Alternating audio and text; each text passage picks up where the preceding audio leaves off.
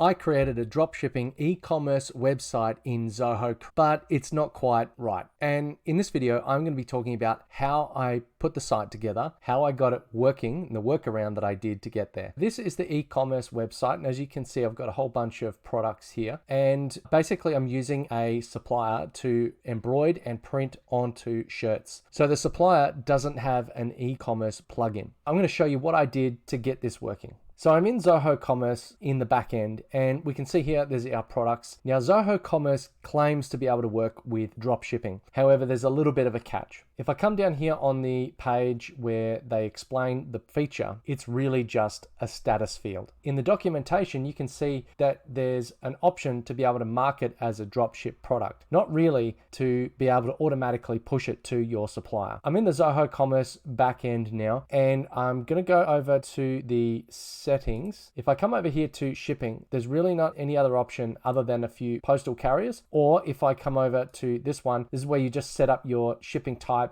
and the price that you're going to charge for it. There's not really any way to plug in a proper e-commerce dropshipping solution. So here's how I made it work. The dropshipping provider, the company that I'm using to produce the shirts, well, to be honest, they're a little bit difficult to work with.